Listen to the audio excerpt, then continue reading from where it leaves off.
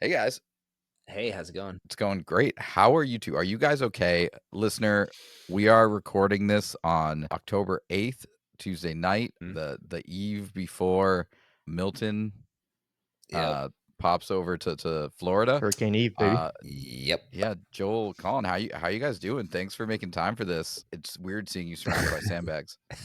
Yeah. Sandbags, pallets of water, and MREs just everywhere here in this house. What are your microphones even attached to? This is That- wild. Nothing. I'm floating right I now. don't know how this is working. Yeah, it's chaos. No, the storm hasn't even gotten here yet. Yeah. We got to tag this in. Hopefully you guys, we have never missed an episode. I Since we thought this started. might I'm be hoping the you guys one. don't lose power. Yeah. I know. Well, it'll be interesting, listener. Check what date this is actually released, because if I don't have power the next couple of days, this bad boy's not getting edited. So it'll be interesting to see if this comes out on time.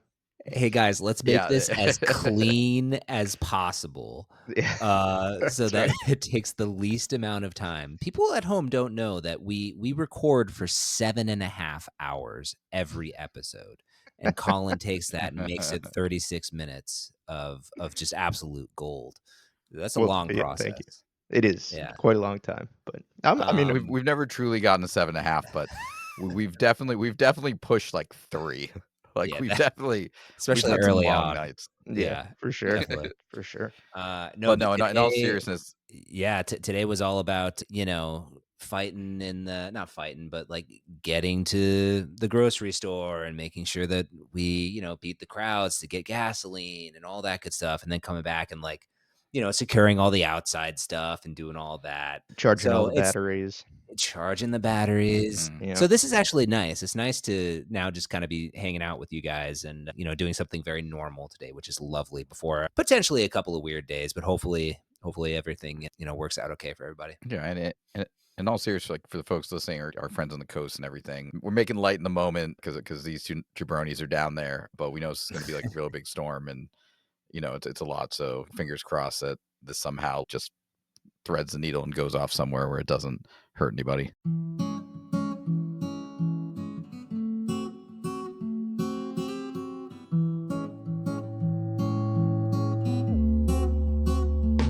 Welcome to Stop Wasting Your Wine, a wine review podcast where we waste our wine so you don't have to.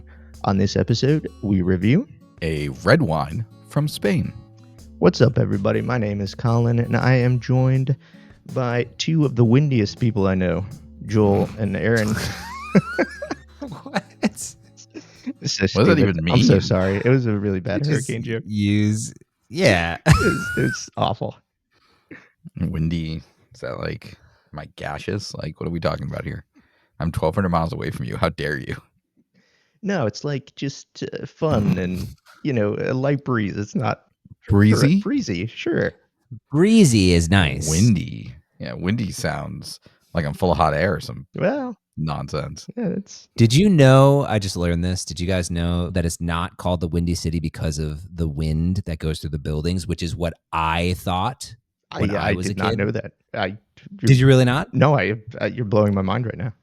Amazing. Okay, so then Aaron, correct me if I'm wrong, but it was named this because there was so much political corruption and everybody was just kind of like talking out of their ass. And I guess, like you were saying, hot air, a bunch of hot air, right? Everybody was just, doing that. So it became known as the Windy City.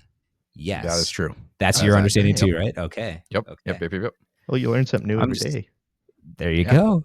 I don't think that's as common knowledge as you think. I think people really go to Chicago like in the wintertime. It's like cold and windy, and everyone's like, "Oh God, yeah, this is why it's the Windy City." Why do the buildings make it so windy? Like the lake and the buildings was always in my head. Why? It makes sense. It does make sense. It was the politics. There you go.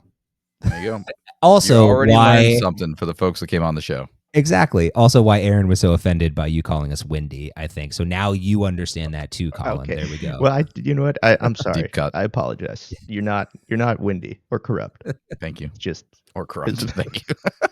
I don't know. Things I haven't been accused of corruption yet in my life, and I feel like when that happens, that's a really deep cut. All right. Well, I apologize for the windy comment. You guys aren't windy. No. It was a bad No hurricane apologies joke. needed. I apologize. But Not we at are all. back with hopefully not a windy wine. We've been on a roll Oh, recently. Recently, we've had. still trying to make it work. I respect that. Keep going. You got this. Aaron's face looked so disappointed. So we are back with another wine, and we've been on a roll recently, gentlemen. We've had Mhm. 2 wine fridge Yeah. wines in a row, and they've both been, and correct me if I'm wrong, sub $20. Yeah. And we're back. This is Joel's pick, which Joel's last pick, I kind of had to fail. not the greatest, but this redemption episode. Well, what's funny too Mhm. is I know even when we started talking about that episode that we shall not name again, it was that $13. Was it $13 Pinot Noir, right? Yeah, I believe so. Mhm. Right around there. Yeah. Oh, no, I think it was like 17. It was 17, right? It was even a little It bit was a more. $17 Pinot Noir because Colin's tagline is "This tastes like a $17 Pinot Noir." That's right. Correct. Yeah, you were totally suspect from the very beginning, Colin. I've gone and now cut that price by $4. This is a $12.99 bottle of wine, but I feel a lot better about this one. I cannot tell you why. Well, I have a couple of reasons, but I'll save that. But I gotta say, like that's impressive because again, we're a couple weeks in a row of having wine fridge wines. Colin's wine last week. Just a reminder, if you have not listened to those episodes, you should definitely go back because They're good Colin, episodes. remind us. Hot episodes. Last week, your wine only cost $15. Yep. Colin, what was the one that we did last week? Yeah, that was the Laurent Delaunay, which was Ooh, a Chardonnay from the that's really Mackinac in good. Burgundy. So a really incredible value out of that wine. I still think about just the value that we got out of $15. It was incredible. $15. Yeah. Yeah. And in the week before that, I brought us the Napstein Shiraz from Clare Valley, Australia, and that was $19.99. Yeah. But both of you put on your kitchen tables, and I put it in my wine fridge as a really solid Shiraz. Fantastic. So we've bottle. had a solid Shiraz sub $20, solid white Burgundy for $15, and so now, Joel, what are you doing? I don't know. I don't even know why I've got it in my head right now to be trying to find the lowest price, really good wine possible. That's not exactly the thing of our show. I mean, it's all about value, but for some reason, it's like a self challenge that I have now to find the cheapest and best wine, that perfect intersection of the two. Yeah, I will say I'm pretty proud of us though, because there's so much wine in this price range that being able to find good wine even 2 weeks in a row is pretty impressive. I mean, I've had some really bad wine under $20. I'm thinking of Yeah. I won't mention any names. A big box retailer has a champagne that was just horrendous. So the fact that we've been able to do it for a couple weeks in a row and with wines in the past has been awesome to see. Yeah, absolutely. Not gonna name names. Not gonna get them. Not gonna zing them right now. Well, it's the Kirkland Costco brand. Don't try that. It's $20. It's from Champagne, but it's $20. $20. Oh, which wow. in that case, I paid for what I got, which was a $20 bottle of champagne, which is just not Sure. good. Yeah. Well, I'm glad you named it. And we're definitely not ragging on Costco and the Kirkland brand because there have been folks who have found version of Kirkland. I think we talked about this way back about how it's just, they pull from different places and they buy from different vineyards. And so there is this kind of inconsistency in what they have in their bottles and, where you which even I might not be able to get the Costco champagne that you can get down in Florida. So we're not ragging on them, but I think the point here is that it exists, right? The good ones exist. And so if you just have it in your head, I have to spend more than X, you're doing a disservice. But on the same time, if you have it in your head that, oh, any wine is good, it doesn't matter, that's also a disservice. We're trying to help you expand your repertoire and find the diamond in the rough because we find good $15 bottles of wine. We find good $20 bottles of wine. We also find trash $15 bottles of wine and trash $10 bottle of wine. And we're trying to help you avoid those landmines. Can I say something? Can I make a prediction? Ooh, I think this is going to it. be a good one. I think this is going to be one of those diamonds okay. in the rough. I You think do. so? I Hope do. so. I do. Yeah. We'll see. Well, I can't wait to hear why you picked this one, Joel. Yeah. We got a great show for you guys this evening. We're going to play a little Mhm. Spellmolier, and we're going to get Ooh. into this wine. But before we get into that, Aaron, can you tell the folks at home what we're drinking tonight? I am going to try my best because, once again, it is in a language that's not English, but I am learning to get better.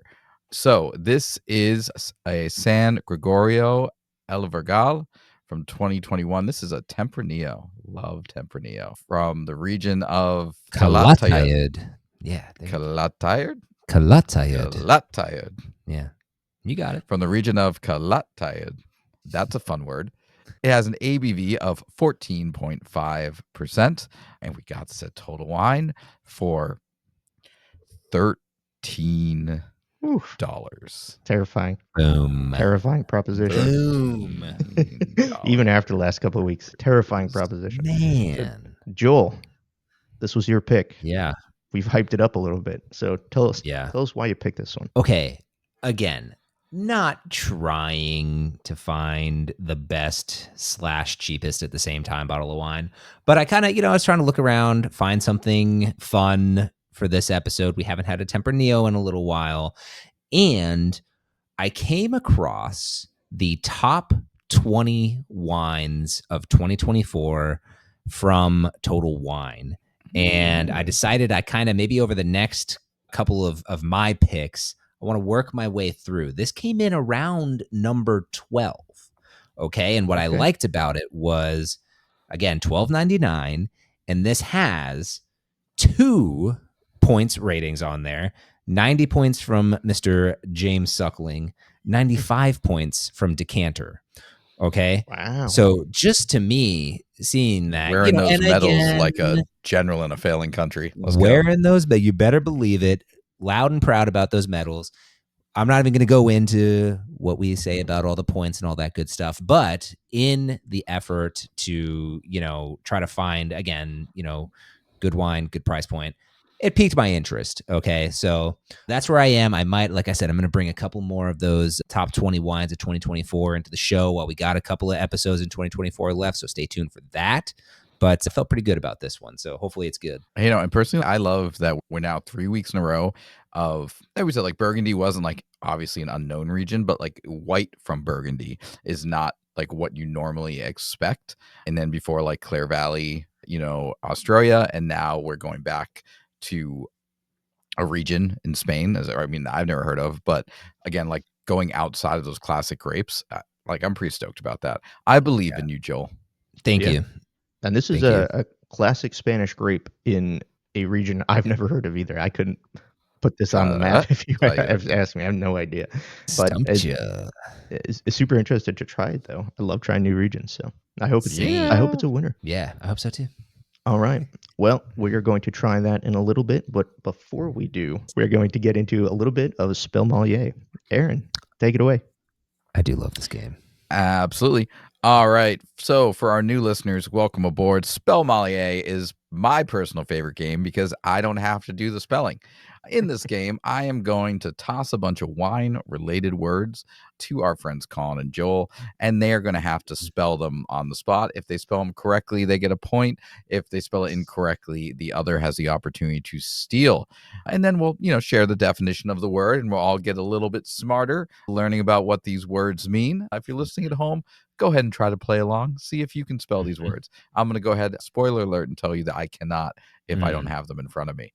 So I just remembered how much I hate this. Oh, it's terrible for you, and I love it. I love this it. is Spellmolier. Oh, yeah. Okay. All right. Very quickly, gentlemen. Joel, pick a number between 1 and 100. 28. That's incorrect, Colin. You're going first. Okay, so. Wow. Man, okay, cool. wild. Cool.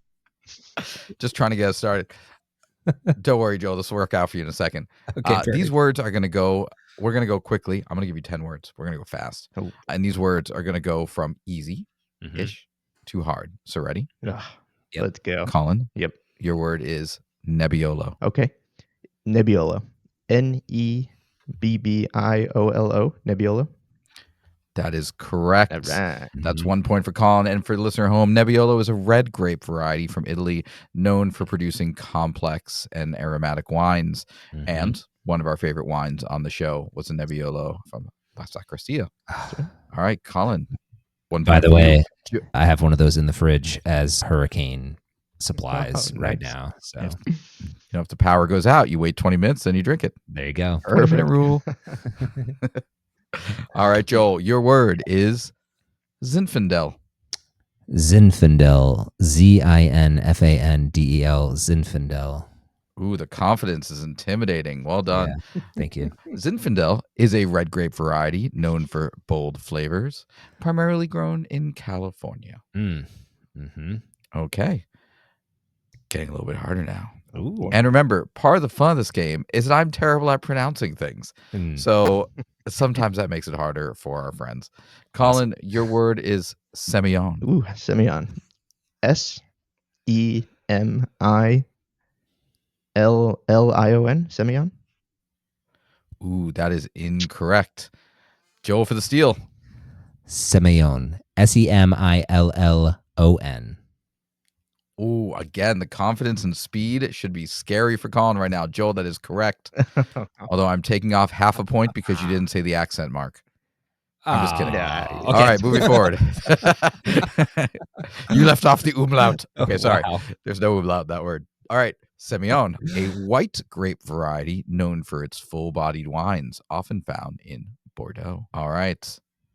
Joel, to you, and man, by luck of the draw, Colin is about to get his face kicked in. Ooh. Joel, your word is Syrah.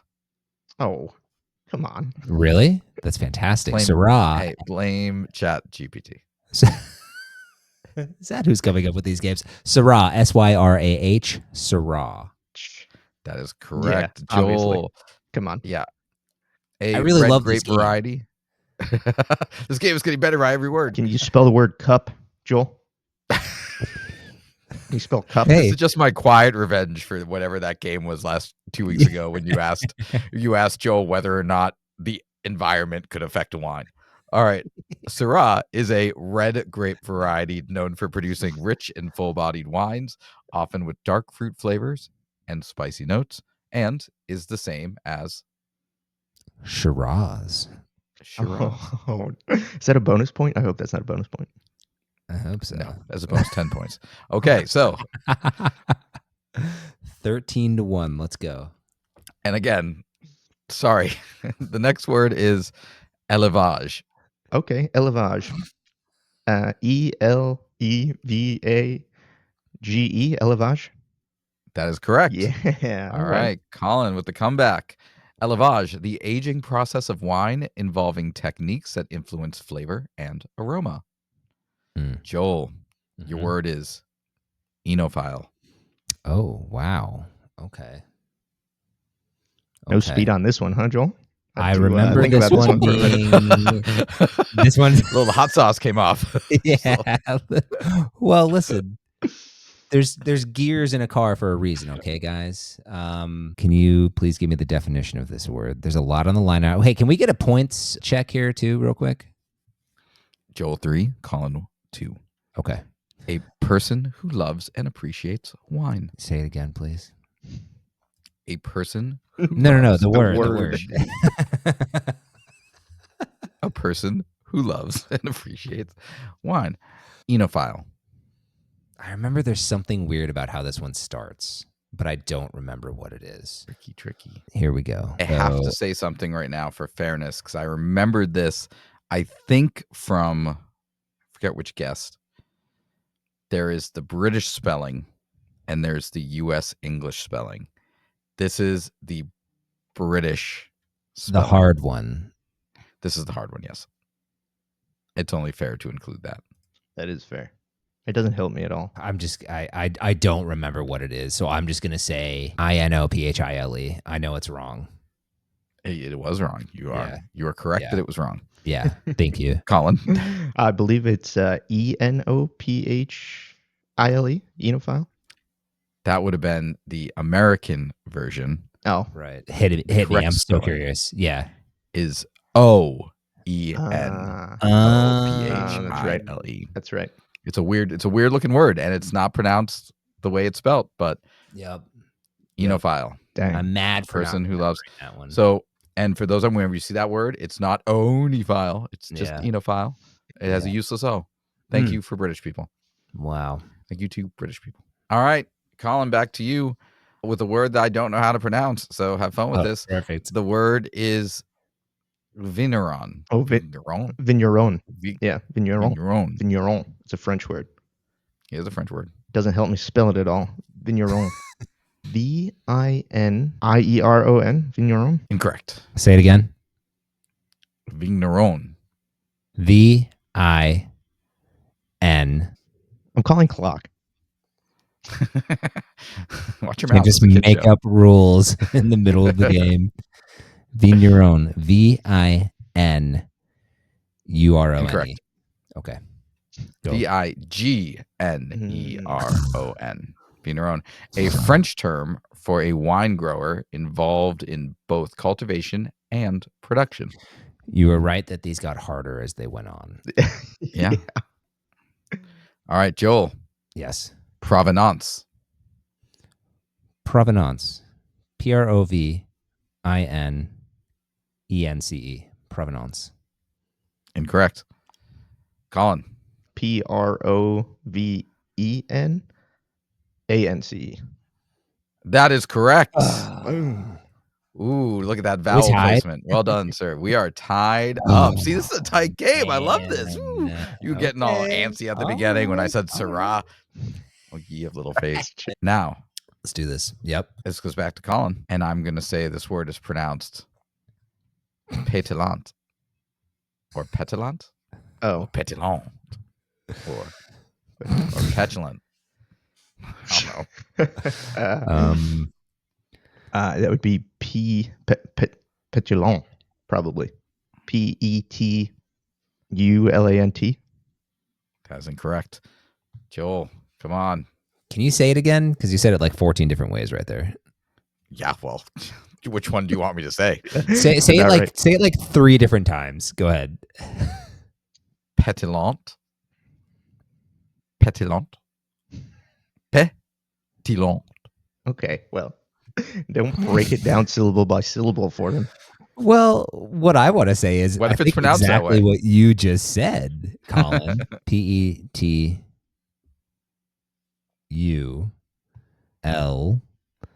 That was wrong by just a little bit. Did I put it's only one L?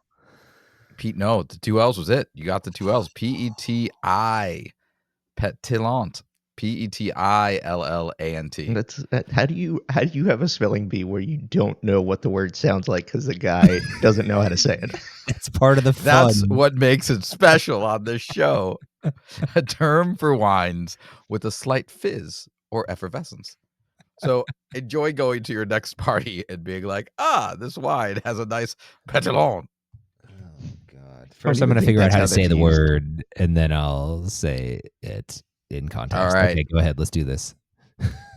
The last word to Joel. It's the hardest word too, isn't it?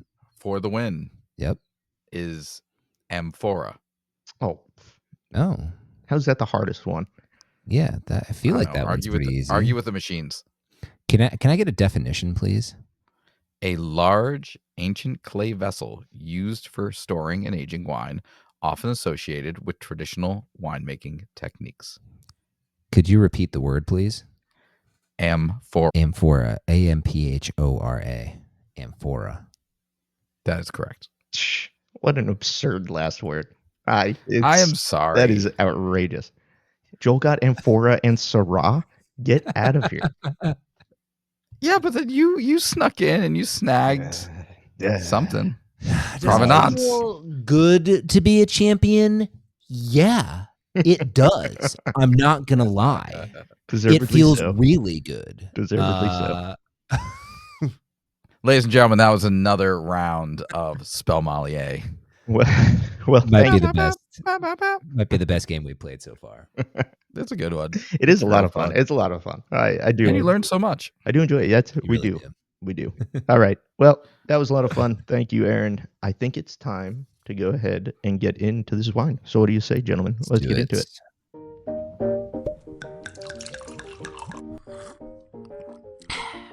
like wine. So let's start off with our sniffers. Joel, you want to go ahead and kick us off here? I do. Okay, getting a little cherry, little plum, some other, like maybe a little strawberry, some other like little red fruits in there, but probably the biggest thing so far is that plum peeking out of there. How about you guys? I don't know, man. Not gonna lie, I'm still in that place where it smells like wine. But no, I think I'm getting maybe, I don't know, Collins. This was, you bring up like spices in a lot of these rich reds. I think I'm getting a little bit of that on the nose for sure. Yeah, no, I would totally agree with that. Along with everything Joel said, of course. Yeah, I think I might go a little more darker fruits than red fruits. I like the plum for sure. I get like blackberry too, and I feel like the fruit in this wine is candied almost. It's very sweet smelling. I'm with you there. It's not necessarily fresh like some of the wines we've had before. So it'll be interesting to see if that comes across on the palate, because a lot of times that can be a little too much when it's that sweet and that intense. It'll be interesting to see how that plays out. I definitely like the spice call out too. That's the more I'm smelling it, the more that's prevalent. This has definitely seen some oak for sure. I will say you get a little hint of the alcohol too. Yeah. Just about to say that. Yeah, it's definitely pretty boozy.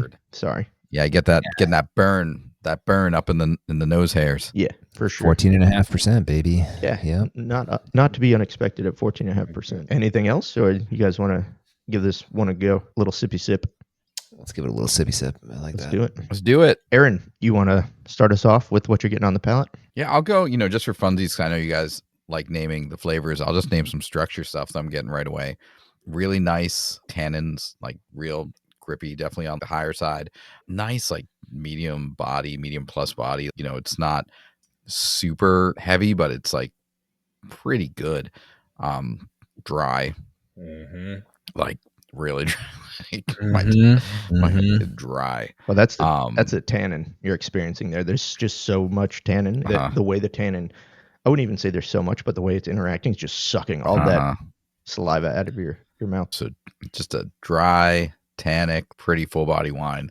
But I gotta say, from a structure standpoint, pretty well balanced. I'm enjoying it. It's funny. You said full bodied, and I totally agree, but somehow it's still not super heavy to me. I think maybe that's kind of what I said, right? Like I was like, it's like not over the top, but it's like, I don't know. Go ahead and finish your thought, but I'm with you. Yeah. No. But it's interesting because somehow I do think it's like it's full bodied, but also not at the same time. Maybe it's because I think there's a pretty darn good amount of acid in here too. That's helping to maybe peel some of that away. I will say too, just more in the regards of flavor notes as well. Maybe because it's so dry, the things that are hitting me a little bit more on the palate are like that leatheriness and not so much the fruity side of things. It's still there for sure, but like I was like, whoa, that's honestly the leather and the oak influence is what really stands out to me on the sip. I would totally agree with that. I think the fruit definitely does take a back seat. The spices come forward quite a bit. The leatheriness, the spices, and I do think you get maybe a little bit mix of red and black. I maybe blackberry was wrong because I don't really taste too much blackberry now, but I definitely like plum. I even like strawberry. I think that was a really good call, Joel. So I might have jumped into your camp on that one. Welcome. Yeah, thank you. It's nice. But the one thing I will say about the fruit is it is kind of that candied, overripe, not very fresh style of fruit. So that's just something to keep in mind as you're trying this one. It's not going to be fresh like some of the wines that we've had in the past couple of weeks. I will say though, I don't think it's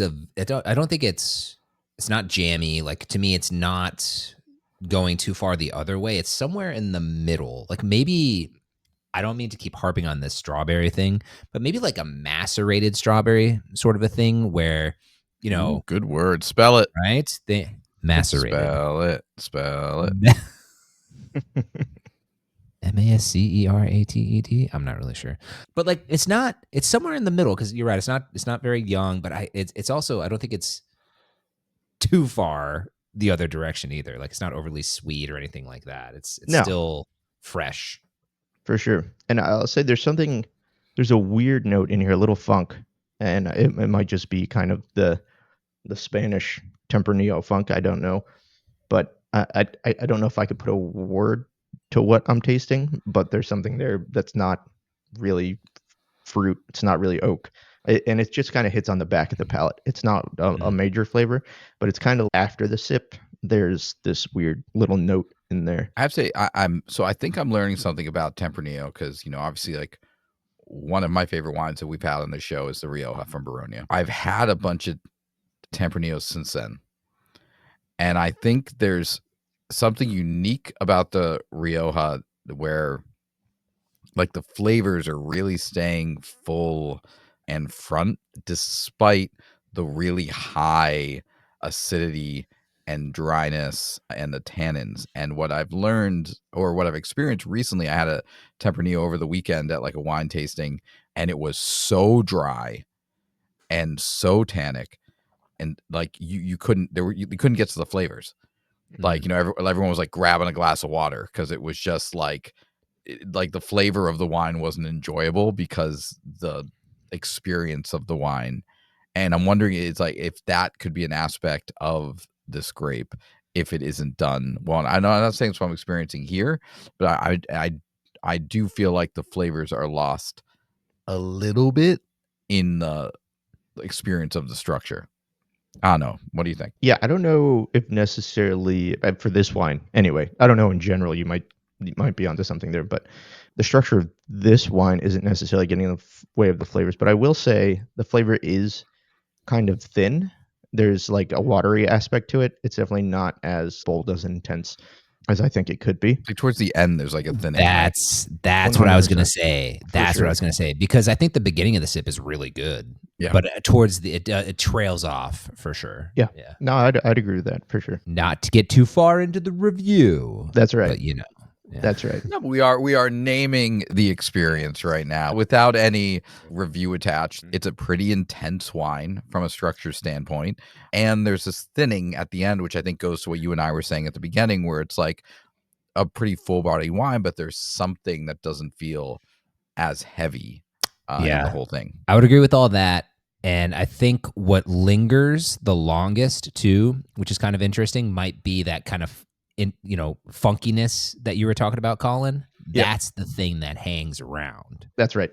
Absolutely. Which is funny. Yeah. I agree 100% with that. That is the last thing you notice in the sip, is that weird whatever funk that is. I would like to go on the record too, saying it's not an unpleasant funky to me. Maybe it is to you, but I don't dislike what's lingering there. But it is interesting how just everything else drops out. Yeah, I've had worse funk before. Yeah. You're such a funky guy. Oh, you know me. Funky's my middle name. I was just going to say... brings the funk. I was just gonna say Colin Funky White. That's so funny. That's me. You guys know me. All right, cool. Does anybody have anything else, or should we go ahead and get into the review? No, I'm just gonna say I'm proud of us. I think we're getting really good at kind of just really nailing down all the different parts of a glass of wine. Good for us, team. I agree. That's Well why earlier too, Aaron, you said that you're still in that phase where it smells like wine. I don't think that's true, buddy. I think you gotta give yourself more credit, man. Third grade. I've been promoted to third grade. No, I think so, at the beginning. I feel much more confident about the structure stuff. I'm just the scents are a little bit difficult for me. I'm picking up familiarities between the tastes, but I'm getting there. I'm feeling good about this, guys. I think we really dug down to this pretty good. And that's the cool thing about tasting in a group, right? You get to learn kind of what other people are calling out, and then you get to make those associations. So I think tasting with other people is one of the best ways to really hone in your skills and refine your palate. God, I should find a couple of friends to taste wine with. That'd be good. That would be a lot of fun. You could maybe start a podcast. Oh, that's a good idea. All right. We should get into the review. We should. Yeah, but did they like it? It's time for the review. All right. This is Joel's wine, so he will be going last this evening. So I'm going to kick it over to Aaron first. Aaron, where are you putting this one? Okay, so I am conflicted, but I'm excited because we got a wine fridge. Wine. No. Go ahead, buddy. Don't hold back. No. Put it up in there. You got this. God, I appreciate your enthusiasm. No, I think something we've been talking about for a while now is, okay, we've done 64 episodes. We probably need to start overlapping types of wine. So we're really starting to get kind of a scale of like, oh, this was a really good Tempranillo. This was a really good white Burgundy. This was a really good Shiraz, and like put them in relationship to each other. And so I think if this had been one of like the first Tempranillos that we've tried, there's a lot of it that I like. I like the structure. I like the taste. Like it might have scooched its way onto my kitchen table as like, oh, I want to bring this to people because it's interesting. I think because I have the Rioja in my head, because I've tried some other Tempranillos that I've really liked over the past year, I would say I actually wouldn't put this on my kitchen table, because if I had to grab a Tempranillo to show someone, I would spend $4 more to get a bottle of Rioja. So, but I wouldn't say this is a backup wine for $13. Great deal, and this wouldn't end up in my closet. So I think this is a counter wine. This is a wine that I would totally keep around my house, keep for myself.